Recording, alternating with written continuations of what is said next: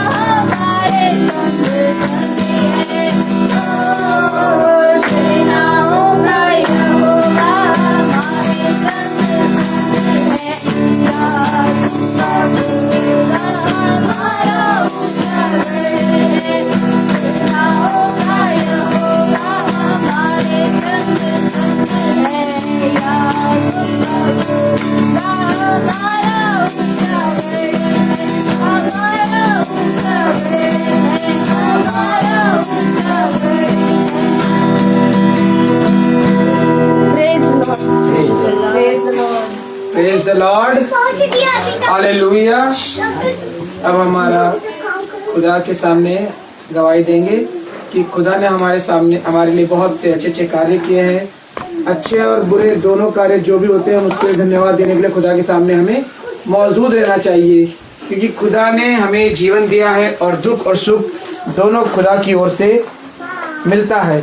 कि खुदा ने हमें ताड़ना भी देता है और हमें गलत कार्य से बचाने के लिए कि कोई भी ऐसा गलत कार्य तुम ना करो, उसकी चेतावनी वो हमें देता है और वचन के द्वारा वो हमें हर चीज़ों को बताता है। तो हम लोग का जब भी हम वचन में आए और जितने हफ्ते हमने काम किया है, खुदा ने जो आशीष दी है उन सब को हम खुदा के सामने रखें कि खुदा उस पर अपनी आशीष दे, अपने दाहिने सामर्थ्य हाथ से उसको बल और ताकत प्रदान करे। Praise the Lord. धन्यवाद करते हैं प्रभु जी को कि वो बहुत महान परमेश्वर है हमारा। उसने हमारे भाइयों को इतने ठंड के मौसम में इतनी दूर से आते हैं और जाते हैं और बच्चे भी साथ में हैं छोटा, और हम धन्यवाद करते हैं प्रभु को कि अच्छे से ले जाता है प्रभु, वो अच्छे से लाते हैं और हम लोग सबको प्रभु ने अच्छा रखा है, इसके लिए भी धन्यवाद हम करते हैं प्रभु जी। इस ठंडे के मौसम में हर गरीब हर इंसान के लिए दुआ मांगते हैं प्रभु कि वो हम लोग से भी अच्छे रहें, उन्हें ठंडा ना लगे प्रभु। मैं आपका धन्यवाद करता हूँ, मेरे बच्चों के परिवार के सबके साथ हूँ, एक एक झुंड के लोगों के साथ हूँ प्रभु। भाई हमारे नहीं आ पा रहे हैं प्रभु, हम लोग नहीं जानते हैं, पता नहीं क्या बात है प्रभु, आप जानते हैं, आप लाने धन्यवाद करते हैं। आमीन। Praise the Lord. Praise the Lord. सबको praise the Lord. Praise the Lord. सचमुच खुदा का धन्यवाद देते हैं इस शाम के लिए, ये जो दिन खुदा ने एक बार फिर से हमें ये दिया वचन सुनने के लिए, खुदा इसके लिए आपको धन्यवाद देते हैं। धन्यवाद देते हैं पिता कि हमारे आने जाने में पिता आपने हमारी रक्षा की। खुदा हर वक्त हर समय मेरे पिता तू हमारे साथ रहता है, हमारे एक एक हड्डी की तू रखवाली करता है पिता ईश्वर, इसके लिए मैं धन्यवाद देती हूँ। इस ठंड के मौसम में पिता ईश्वर मेरे पूरी फैमिली को आपने संभाला, मेरे मम्मी पापा, मेरे भाई बहन, मेरे पूरी फैमिली को खुदावन, और मेरे ससुराल में मेरी सासू माँ और मेरी ननद अंकलिता, मेरा भाई सूरज, सबको आपने संभाला मेरे खुदा, इसके लिए खुदा आपको धन्यवाद देते हैं मेरे पिता। इसी तरह खुदा उनके एक एक हड्डी की रक्षा रखवाली करना पिता ईश्वर। पिता ईश्वर आपको धन्यवाद देते हैं इस झुंड के लिए पिता, इस झुंड में जो जुड़े हैं मेरे खुदा, उनकी भी आपने रक्षा रखवाली की खुदा, इसके लिए खुदा आपको धन्यवाद देते हैं मेरे पिता।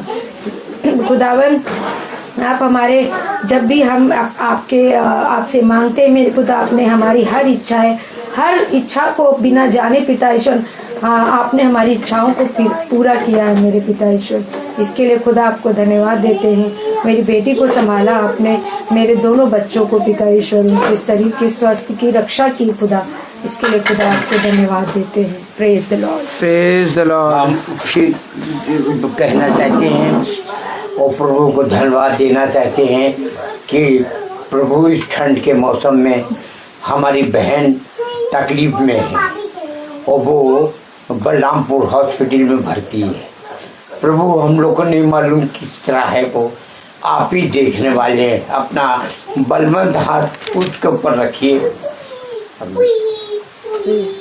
Praise the Lord.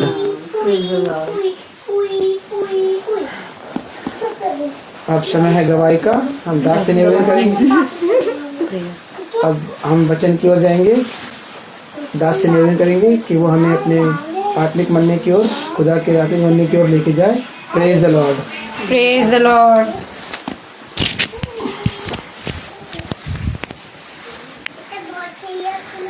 Hallelujah. Hallelujah.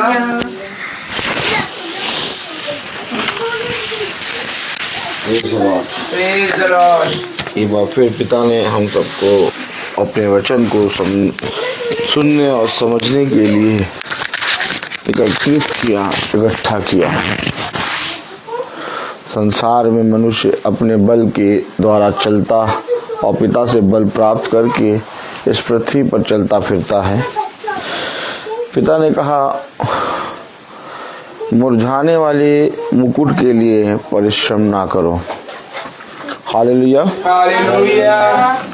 देखो, जब दो पहलवान लड़ते हैं तो वो मुरझाने वाले मुकुट के लिए आपस में एक दूसरे से भिड़ते हैं और धीरे धीरे समय के अनुसार उनका बल जाता रहता है और वे कमज़ोर हो जाते हैं और एक दिन एक मनुष्य के सहारे से वो चलते फिरते हैं। तुम्हारा बल मैं हूँ और जब तुम मेरे वचन में चलोगे, मेरे वचन में बढ़ोगे, तो मैं तुम्हें अपनी सामर्थ्य से थामूंगा और तुम्हारी हड्डी हड्डी की रक्षा करूंगा।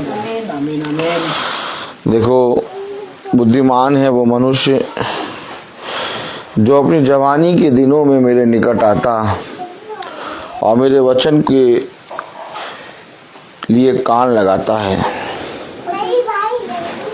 मैंने मनुष्य को बहुत बल दिया, बुद्धि दी, समझ दी और मैंने देखा कि वे इस बल, बुद्धि और समझ को लेके कहाँ जाते हैं और क्या करते हैं। वे अपने मनों में कहते हैं कि हमें यहोवा से कोई भी प्यार नहीं करना और हमें वचन को नहीं सुनना और वे खुदा से दूर ही दूर चलते चले जाते हैं। लेकिन बुद्धिमान है वो मनुष्य जो खुदा के निकट आता है और उसके वचन पे कान लगाता है। आमीन। ऐसा ही मनुष्य इस पृथ्वी पर फलवंत होगा। हम सब एक बार फिर से एकत्रित हैं वचन को सुनने के लिए। हमारी बुआ यानी हमारे पापा की बहन, छोटी बहन, वो बलरामपुर हॉस्पिटल में एडमिट है और देखिए हम जाएंगे देखने उनको, लेकिन हम देखते हैं कि किस रीति से समय के अनुसार आदमी ढलता जाता है। कितनी उत्तम बात कि हम सबको वचन के निकट बने रहना है और जितना ज़्यादा हम वचन के निकट बने रहेंगे उतना ज़्यादा हम इस पृथ्वी पर फलवंत होंगे। कलाम क्या कहता है, वचन क्या कहता है? रोमियो उसका 15वां अध्याय। आइए वचन को आदर और महिमा देने के लिए अपने स्थानों पर खड़े होंगे।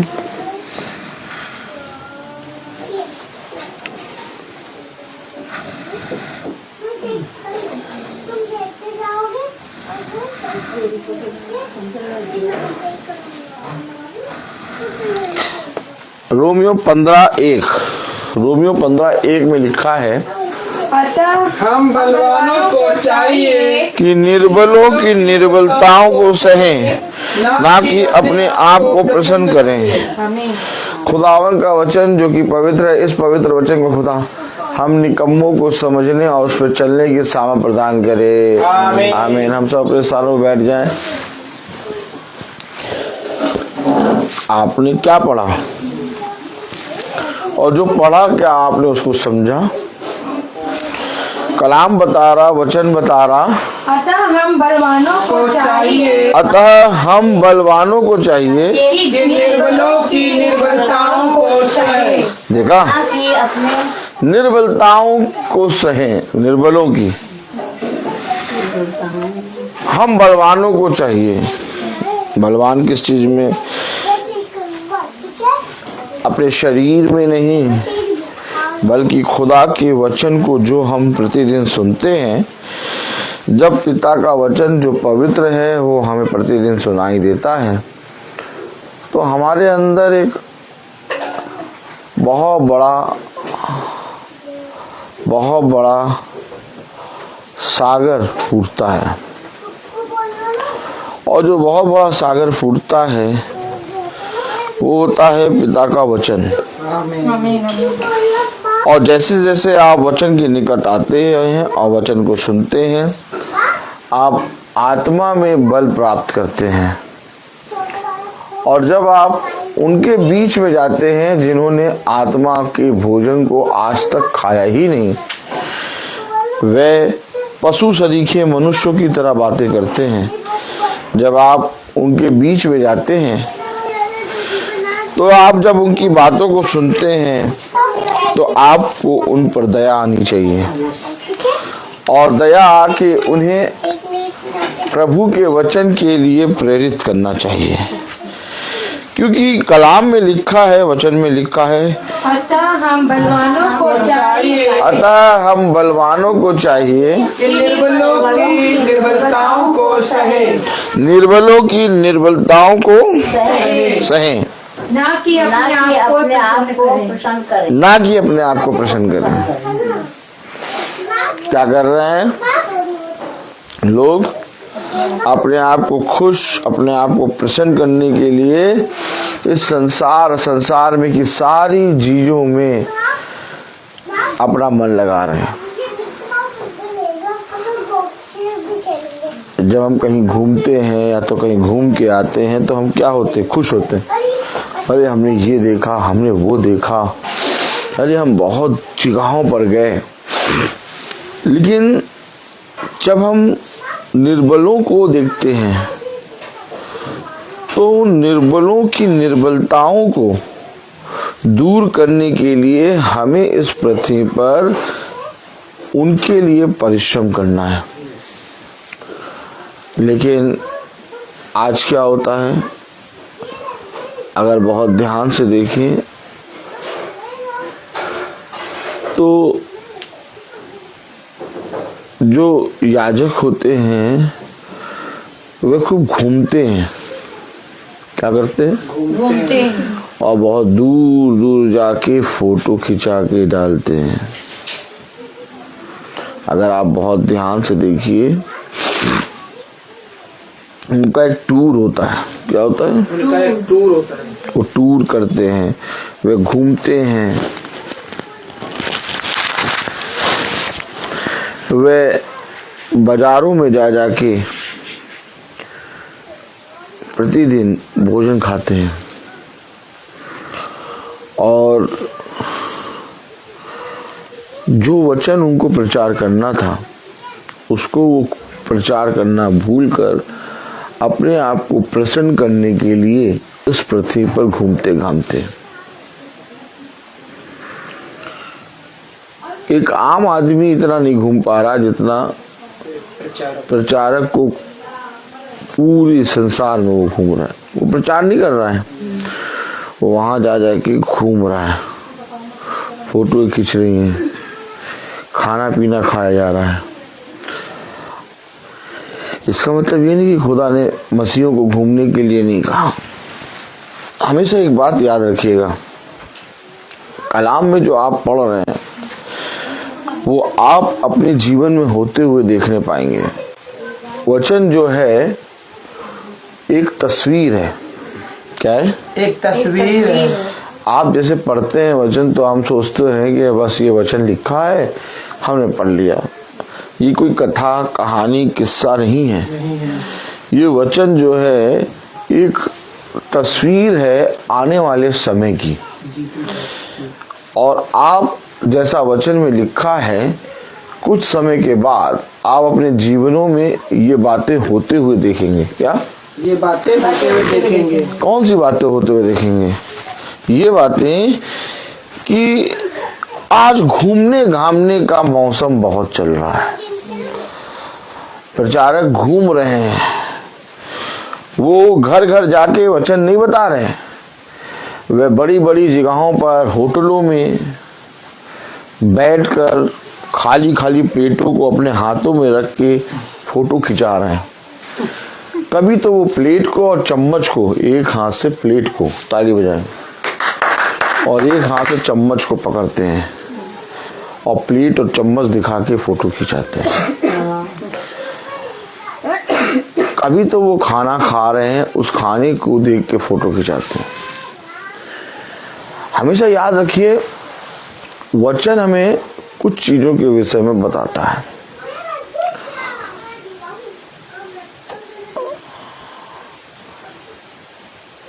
जितने भविष्यवक्ता आए उन्होंने कहा हम यहाँ पर अपने भोग विलास के लिए या मनोरंजन के लिए नहीं आए, हम यहाँ पर अपने पिता के भेजे गए वचन में काम करने आए। अगर हमें इस पृथ्वी पर घूमना ही था, पौलुस कहता है, तो हम भी कैफा की तरह शादी करते, विवाह करते और अपनी पत्नियों को लेके घूमते। जैसे कैफा ने शादी करी और वो वचन को पतरस ने बताया, बहुत बताया, लेकिन उसने, पौलुस ने एक बात बताई कि हम भी बहुत से खुदा के शिष्यों के, चेलों के समान विवाह में दिए जाते और हम भी करते हैं, लेकिन हम विवाह में दिए नहीं गए। हमारे लिए सेवकाई अलग है, सबकी सेवकाई अलग अलग है। आज क्या है, आज सबसे ज्यादा अगर देखें तो पास्टरों के घर में, याजकों के घरों में दुष्ट ने ऐसा तांडव मचा रखा है कि बच्चे एकदम बिगड़े हो गए और वे जो प्रचार कर रहे हैं उनके घर में हर तरफ अशांति। ऐसा इसलिए क्योंकि उन्होंने अपने आप को खुश करने के लिए, प्रसन्न करने के लिए प्रभु के वचन को बेच दिया। क्या कर दिया? बेच दिया प्रभु के वचन को। हाँ, कलाम में जो लिखा है वो क्या लिखा है, क्या आप पढ़ रहे हैं? अतः हम बलवानों को चाहिए, अतः हम बलवानों को चाहिए कि निर्बलों की निर्बलताओं को सहे, कि निर्बलों की निर्बलताओं को सहें, ना कि अपने आप को प्रसन्न करें। अपने आप को प्रसन्न करें, ना कि अपने आप को प्रसन्न करें। वे क्या कर रहे हैं? वे अपने आप को प्रसन्न कर रहे हैं। वो निर्बलों के पास जाते ही नहीं, उनके दुख में सहभागी ही नहीं होते। चाहिए क्या था कि घर घर जाकर उन्हें पिता के वचन का प्रचार करना था, लेकिन वे क्या करने लगे? अपने आप को खुश करने लगे। अपने आप को खुश कैसे किया? अब पास्टर और याजक की पत्नियों को खाना बनाना आता ही नहीं। अब उनसे कहें कि 200-250 लोग आ रहे हैं, आप थोड़ा खाना बना दीजिए, वे बाहर से ऑर्डर कर देंगे। वो सारा, जैसे ही प्रभु के आने का बात सुनती है, वैसे ही उसका स्वामी यानी कि अब्राहम कहता है, गरम गरम फुलके डाल, मैं एक मेमना मार लेके आ रहा हूँ, उसे मारता हूँ, उसका बढ़िया ताजा गोश्त बना, और जो प्रभु आए हुए हैं गुरुवर उनको भोज दे। कितनी फुर्ती से अब्राहम जाके एक मेमने को पकड़ के लाता है, कितनी फुर्ती से जाके अब्राहम खाने की सारी चीजों का बंदोबस्त करता है, और कितनी फुर्ती से सारा तंबू में फुलके बनाती है। आज ऐसा नहीं है। आज ऐसा इसलिए नहीं क्योंकि उन्होंने निर्बलों को धमका के, उनके पैसों को अपने लिए लेके और अपने आप को खुश करने में वो जुट गए। ये आज बहुत हो रहा है, आप कहीं पर भी देखें, बहुत हो रहा है। ऐसा इसलिए कि पृथ्वी पर ये बातें इसलिए हो रही हैं कि तुम बलवानों को चाहिए कि उन निर्बलों की निर्बलताओं को सहो और उनके दुख में सहभागी हो। केवल वचन को मुंह से हर समय प्रचार करने वाले ना बनो, बल्कि कभी कभी उसे काम में भी लाया करो। आज अगर बहुत ध्यान से देखें, कुछ ही खुदा के दास ऐसे हैं जो अपने शरीर को, अपने आप को नहीं देखते और प्रभु के वचन को लोगों को बताने के लिए कभी नहीं रुकते। क्या करें? क्या हमें नहीं चाहिए कि हम पिता के वचन को बहुत आयत से अपने जीवन में ग्रहण करें? एक आयत पढ़ें, कलाम में लिखा है, वचन में लिखा है। Hallelujah, hallelujah.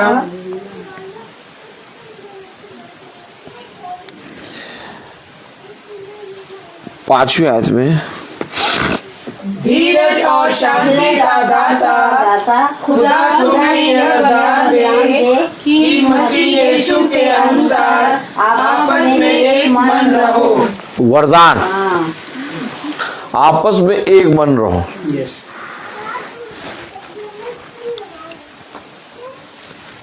क्या वरदान है? कि आपस में एक मन रहो। एक मन रहो। कैसे होंगे एक मन? कैसे होंगे एक मन? जब एक दूसरे के लिए तैयार रहेंगे, एक दूसरे की निर्बलताओं को, एक दूसरे की विपत्तियों को, एक दूसरे की घटी कमी को अपना समझेंगे।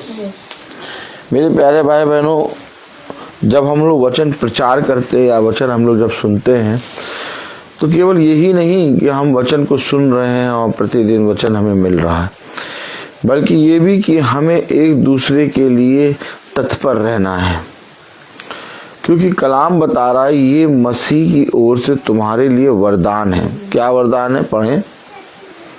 धीरज और शांति का दाता खुदा तुम्हें यह वरदान दे कि मसीह यीशु के अनुसार आपस में एक मन रहो, आगे, ताकि तुम एक मन और एक स्वर में हमारे प्रभु यीशु मसीह के पिता खुदा की स्तुति करो। कैसे करेंगे एक मन एक स्वर में पिता की स्तुति? तुम्हें एक मन होने के लिए इसलिए कहा कि जब तुम इकट्ठे हो तो एक स्वर और एक मन से पिता की स्तुति करो। क्या है वरदान? जब हम लोग सब इकट्ठा होते हैं और ये प्रभु की गीत गाते हैं और प्रभु की महिमा करते हैं, प्रभु के वचन को सुनते हैं, तो ये वरदान है क्या? यस, है? यस, वरदान है। यस, लिखा है। यस, लिखा है। फिर से पढ़ें। धीरज और शांति का दाता खुदा तुम्हें ये वरदान दे। तो यानी हमें ये वरदान मिला है कि हम इकट्ठे हों और पिता की महिमा और उसकी स्तुति में एक मन हो कर करें। यस, ये वरदान है क्या? यस। लोग तो इकट्ठा होना चाहते ही नहीं। लोग तो कहते हैं पता नहीं भैया क्यों इकट्ठा होते हैं। क्या करेंगे जाड़े में जाके? क्या करेंगे वहां जाके? क्या करेंगे मीटिंग में बैठ के? क्या करेंगे प्रार्थना में बैठ के? मैं कहता तो हूं कि पिता ने हमें चुना है और पिता ने हमें ये बहुत बड़ा वरदान दिया है कि हम प्रतिदिन इकट्ठे हो रहे हैं, संगति कर रहे हैं।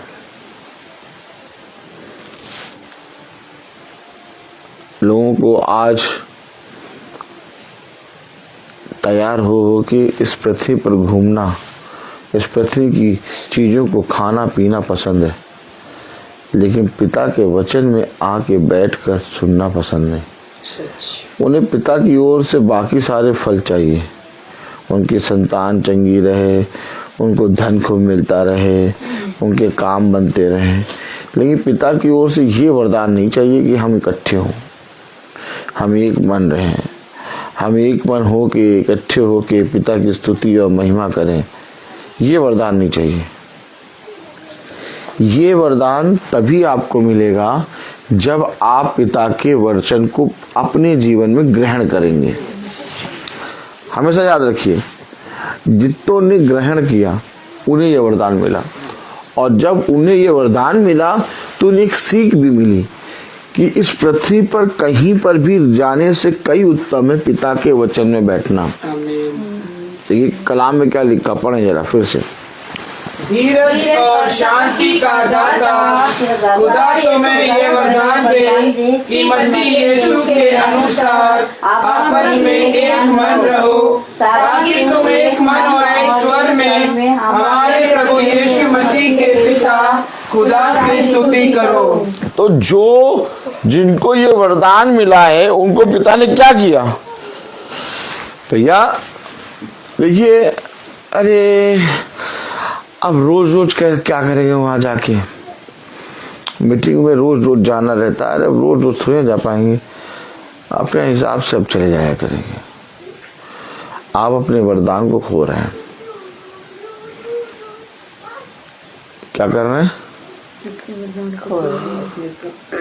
ये वरदान है, ये फल है कि तुम एक मन होके पूरी महिमा के साथ पिता की स्तुति करो। कोई एक मन होने के लिए इकट्ठा हो रहा है, कोई पिता की महिमा करने के लिए इकट्ठा हो रहा है, कोई पिता के वचन में चलने के लिए इकट्ठा हो। चलो आज हम लोग सब शाम को खाने जाएंगे,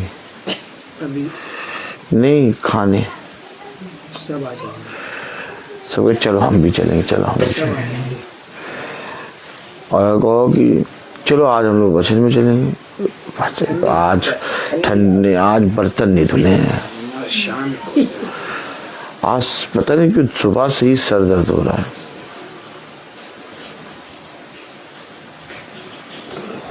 उन्हें पिता का उस वरदान से कोई मतलब नहीं। लेकिन ये वरदान जब मिला कि हम उसकी स्तुति और महिमा एक साथ होके करें, और ये वरदान जब हमें मिला तो पिता क्या कह रहा है, इस वरदान से हमें क्या मिलेगा? आगे पढ़ें।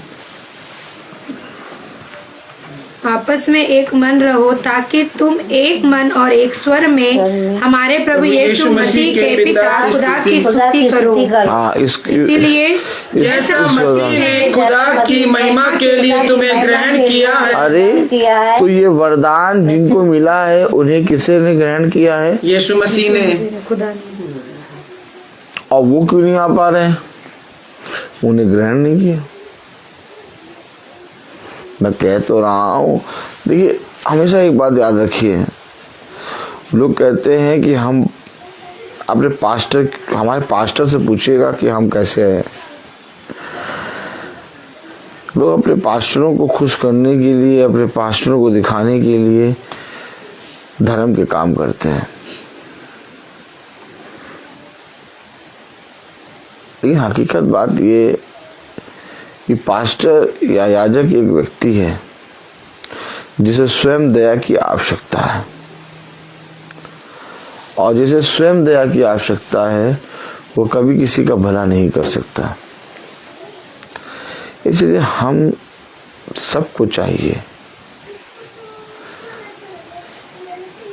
कि हम पिता की दृष्टि में जो पिता को भाता है वैसा कार्य करने में परिश्रम करें।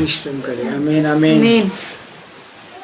और जिस दिन हम पिता की दृष्टि में जो पिता को भाता है वैसा करने में परिश्रम करेंगे, पिता हमें ग्रहण करेगा।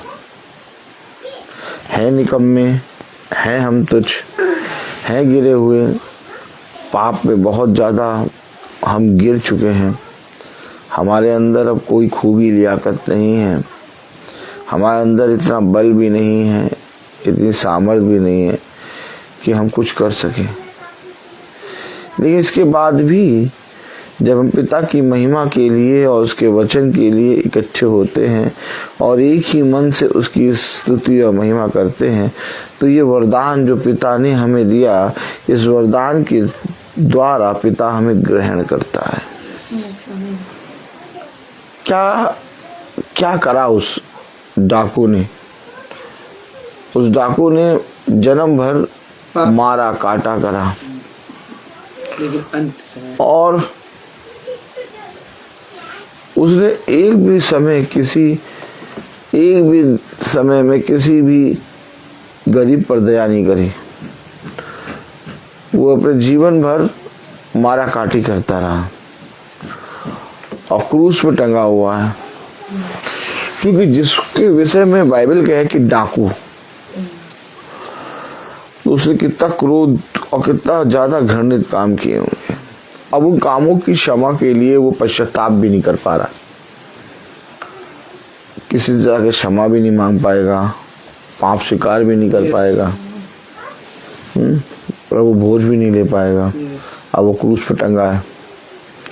वहीं से उसने अपने जीवन के सारे पापों को स्मरण किया और उसने उस प्रभु पर जो उसे उस मृत्यु से बचा सकता था विश्वास किया। सच बात है। और देखिए, पिता ने कहा आज ही तू मेरे साथ स्वर्ग के राज्य में प्रवेश करेगा। आमीन आमीन। ठीक इसी तरीके से हम भी पापी हैं, हम भी उस डाकू के ही समान हैं। हमने भी इतने पाप किए हैं कि हमारे इन पापों का कभी भी छुटकारा नहीं हो सकता। अगर हम कहें नहीं, हम अपने पिता के वचन में प्रतिदिन चलते हैं और बाइबल पढ़ते हैं और हम किसी के विरोध में गलत बात नहीं, कि हम झूठे हैं। कहीं ना कहीं किसी न किसी समय हमने अपने पिता के विरोध में पाप कर दिया। और जब हम अपने जीवन में अपने आप को पापी ठहराते हैं तो पिता हमें एक अवसर देता है, और वो अवसर ये होता है कि तुम सब इकट्ठे होके एक मन हो जाओ। ये ना देखो कि तुमने क्या किया और क्या नहीं किया, ये ना देखो कि तुम में कोई खूबी है कि लियाकत है, ये ना देखो कि मैं तो पिता के वचन को जानता ही नहीं, ये पास्टर साहब याजक साहब कितना वचन को जानते हैं। देखो, मेरी दृष्टि में तुम सब एक समान हो। पिता मनो को जांचता है, पिता बाहरी मनुष्य तत्व को नहीं देखता। जब तुम सब इकट्ठे होते हो एक मन होके और मेरी स्तुति और महिमा करते हो, तो मैं ये तुम्हें वरदान देता हूँ। और जो अपने जीवन में वरदान को और फलों को पहचान जाता है, वो उनकी चौकसी करता है। और जो मनुष्य अपने जीवन के फलों और अपने वरदान की चौकसी करता है, वो बहुत तायत से फलवंत होता है। पिता ने जब आदम को अदन की वाटिका में रखा तो कहा, जा इन सारे वृक्षों के फलों को तू खाना, इन सब पर अधिकार रखना, ये सारी चीजें, ये सारी वस्तुएं मैं तुझे देता हूं। लेकिन इसके साथ साथ पिता ने वरदान को देने के साथ साथ पिता ने एक बात और कही कि इस वृक्ष के फल को कभी ना खाना। और आदम ने उस बात की जो पिता ने उससे बताया कभी चौकसी नहीं की, और उसने वहीं पर उस बात के विषय में पाप कर दिया। आज हम सबको जो पिता इकट्ठा करता है वचन में, वो इसलिए नहीं कि हम बहुत धर्मी हैं या हम अपनी जीवन भर भला ही करते हैं। हमें इकट्ठा इसलिए करता है कि पिता ने हमें एक वरदान दिया है, और जो अपने चुन लिए जाने को तुच्छ नहीं जानता और अपने जीवन के वरदान को बहुत आयत से अपने पिता के सम्मुख रखता है, अपने फलों को, अपने वरदान को, अपने चुन लिए जाने को, अपने इस पृथ्वी पर बने रहने को और इस पृथ्वी पर पिता के वचन को सुनने को अपने पिता के सम्मुख रखता है। पिता उसे क्या करता है? फलवंत करता है। आमीन आमीन। और जब पिता उसे फलवंत करता है तो पिता उसे फलवंत करने के साथ साथ उसे ग्रहण करता है। ध्यान से देखें, केन भेंट लाया, परंतु केन की भेंट पिता ने ग्रहण नहीं की। हाबिल भेंट लाया, परंतु हाबिल की भेंट पिता ने ग्रहण की। और केन से कहा एक बात, आइए पढ़ें। Praise the Lord. क्या बात कही केन से रबीका जी?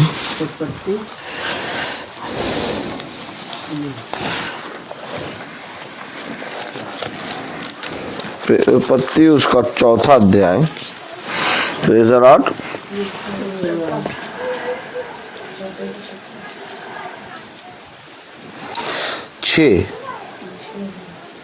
तब यहोवा ने कैन से कहा, तब यहोवा ने केन से कहा, तू क्यों क्रोधित हुआ तू क्यों क्रोधित हुआ और तेरे मुंह पर उदासी क्यों छा गई है? और तेरे मुंह पर उदासी क्यों छा गई है? यदि तू भला करे तो क्या तेरी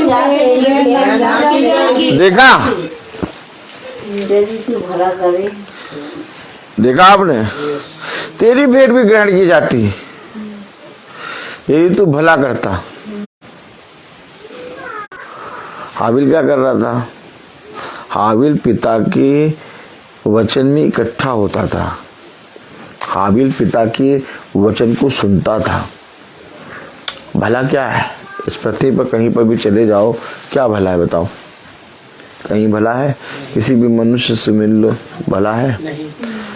हर तरफ पाप ही पाप है। तो भला क्या है? भला केवल वचन है, और जो इस वचन के पास आता है प्रभु उसे ग्रहण करता है। प्रभु ने केन से कहा, यदि तू भला करता तो क्या तेरी भेंट ग्रहण नहीं की जाती? अभी आपने पढ़ा रोमियो उसका 15वां अध्याय, और उसकी कौन सी आयत पढ़ी थी आपने? लास्ट वाली पढ़ी। हाँ हाँ। इसलिए जैसा मसीह ने खुदा की महिमा के लिए तुम्हें ग्रहण किया है, खुदा की महिमा के लिए तुम्हें ग्रहण किया। क्या? किसको ग्रहण किया? किसको ग्रहण किया? 6वीं आयत, ताकि तुम एक मनोरेश्वर में हमारे प्रभु यीशु मसीह के पिता खुदा की स्तुति करो। यानी जो पिता की स्तुति करता है, एक मन रहता है, जो वचन के पास आके वचन की सुनता है, पिता उसे ग्रहण करता है। आमीन। यदि तू भला करता तो क्या मैं तेरी भेंट को ग्रहण ना करता? भला क्या है? अरे मैंने तो भैया 4 कंबल बांटे हैं, बहुत ज्यादा जाड़ा है, मैंने 4 कंबल बांटे। ये भला नहीं है। भला है पिता के वचन पे आना। क्योंकि भलाई क्या है तुम नहीं समझ पाओगे। जो शरीर तक सीमित है वो कभी भी आत्मिक बातों को नहीं जान पाएगा। शरीर से परे, शरीर से ऊपर है वचन, आत्मिक बातें। सबसे भलाई की बात यह है कि तुम जाओ और जाकर मेरे वचन को एक दूसरे को बताओ। मेरे वचन में एक दूसरे के लिए इकट्ठे हो, मेरे वचन में एक दूसरे की सहल हो, मेरे वचन में एक दूसरे के लिए निर्बल भाई बहनों पर जो निर्बलता तुम देख करते हो, जो उनकी सुनकर उन्हें वचन का प्रचार करते हो, ये मेरी दृष्टि में भला है। और ऐसा मनुष्य मैं ग्रहण करता हूँ। आज क्या है, लोगों के पास जाइए, आप लोगों से मिलेंगे, आपसे भी ज्यादा दान पुण्य देने वाले बैठे हैं, आपसे भी ज्यादा सभ्य लोग बैठे हैं। हाँ, लेकिन इसके बावजूद पिता उन्हें क्यों ग्रहण करेगा जो निर्बलों की सह लेते हैं? क्योंकि उन्होंने पिता के वचन को आदर दिया, उन्होंने पिता के वचन को सुना और अपने जीवन में सुनकर उसके वचन में चलने ही सब कुछ माना। आज जब हम लोग सब वचन को सुनते हैं, आज हम लोग सब जो वचन को ग्रहण करते हैं, आज हम लोग सब जो वचन को सुनकर उस पर चल रहे हैं, हम लोग सब एक मन हो रहे हैं, हम लोग सब पिता के वचन को प्रतिदिन सुन रहे हैं, ये एक बहुत बड़ा वरदान है जो किसी भी मनुष्य को नहीं मिलता है। जाके देखिए कितने मनुष्य को ये वरदान मिला है कि जो वचन में बैठे, जो प्रतिदिन एक एक के घर घर जाकर पिता के वचन को बताएं, जो प्रतिदिन पिता के वचन को सुने। कितनों को ये वरदान मिला। दिन भर में वे कहाँ कहाँ जाते हैं, कितनी जगह जाते हैं, कितनी जगहों पर जाके वे घूमते घामते हैं, लेकिन वे पिता के वचन के पास नहीं जाते। सच। लेकिन हमें पिता ने ये बहुत बड़ा वरदान दिया, और ये वरदान ऐसा है कि जिस किसी मनुष्य को ये वरदान मिलेगा उसे पिता ग्रहण करेगा। क्या पिता ने हाबिल की भेंट को ग्रहण किया? हाँ। यस। क्या लिखा कलाम में? 4:4। और हाबिल भी अपनी भेड़ बकरियों के कई एक पहलौठे बच्चे भेंट चढ़ाने ले आया और उसकी चर्बी भेंट चढ़ाई। तब यहोवा और उसकी भेंट को उसके ग्रहण नहीं किया। एक भेंट ग्रहण हुई, एक भेंट ग्रहण नहीं हुई।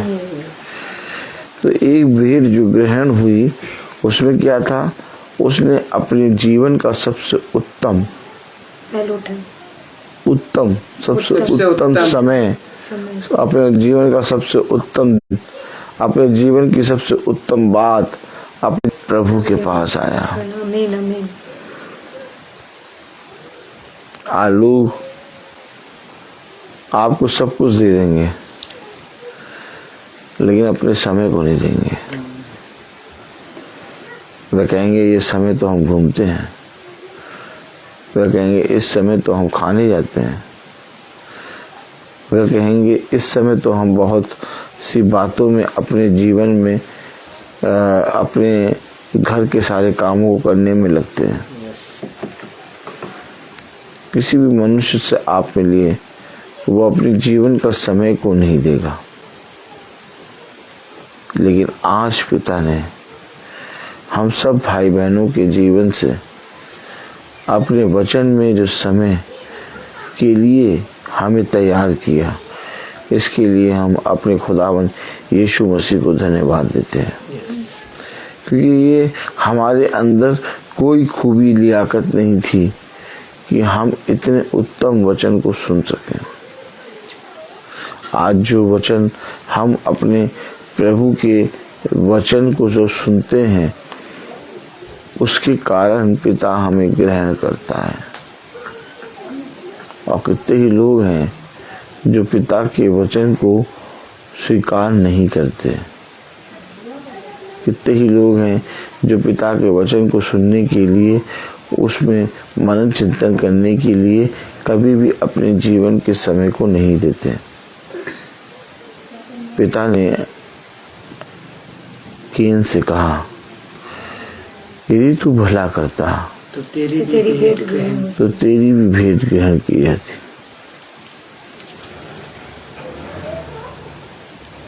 देखा, हमें नहीं मालूम भला कैसे होगा, हमें तो ये भी नहीं मालूम कि हमारे जीवन के लिए उत्तम क्या है, लेकिन इसके बाद भी पिता ने सबसे उत्तम भेंट हम निकम्मों को दिया। क्या हम इस योग्य थे कि अपने पृथ्वी के स्वामी से भी उत्तम भेंटों को ले पाते और स्वर्ग के स्वामी से भी उत्तम भेंटों को ले पाते? नहीं, लेकिन पिता ने हमें इस योग्य बनाया। तब कहता है रोमियो 15:7 में, इसलिए जैसा मसीह ने खुदा की महिमा के लिए तुम्हें ग्रहण किया है, वैसे ही तुम भी एक दूसरे को ग्रहण करो। एक दूसरे को ग्रहण करने के लिए क्या करना होगा? निर्बलताओं की निर्बलों की निर्बलताओं को सहना। सच में। कोई हमें कुछ बोलता है, हमें बुरा लगता है ना, यस, हम सह नहीं पाते, नहीं। सच बात है। उस व्यक्ति से बात करना या उससे बोलना छोड़ देते हैं। सबसे पहला काम। लेकिन पिता ने हमें सिखाया, जब तुम्हें किसी की बात समझ में ना आए और जब तुम्हें ऐसा लगे कि ये निर्बल है और इनकी सहन लेनी है, तो हमें क्या करना है? सहना। पिता के वचन को, जो भला है, जो पूरी रीति से हमारे लिए 100 गुना आशीष का कारण है, एक दूसरे को देना है। और जब हम एक दूसरे को वचन देते हैं तो हमारे जीवन में ऑटोमेटिक भलाई होता है। आमीन। फिर कोई मनुष्य हमारे जीवन में आके हमारे लिए बुरा नहीं कर, क्योंकि तूने अपना कान अपने जीवन को भला करने के लिए लगाया है। यदि तू भला करता तो क्या तेरी भेंट ग्रहण नहीं होती? कितनी उत्तम बात की हम सब के जीवन में हमारे सारे काम बहुत आयत से प्रभु के। हमें ये चाहिए कि हमें भी अपने जीवन भर अपने निर्बल भाई बहनों पर दया करनी है। Hallelujah, hallelujah, hallelujah, hallelujah. इसलिए कि पिता हमें ग्रहण करे, हमें सबसे पहले एक दूसरे के साथ एक मन होकर पिता की स्तुति और महिमा में एक होकर उसके वचन से जय जयकार करनी है। आमीन। ताकि पिता का आत्मा जो स्वर्ग में है वो हम सबको एक साथ ग्रहण करने पाए। सच मैं बोलता हर चीज का समय है। तो आइए हम प्रार्थना में चलेंगे और मेरा निवेदन है रबेका जी से कि वो प्रार्थना में अगुवाई करें।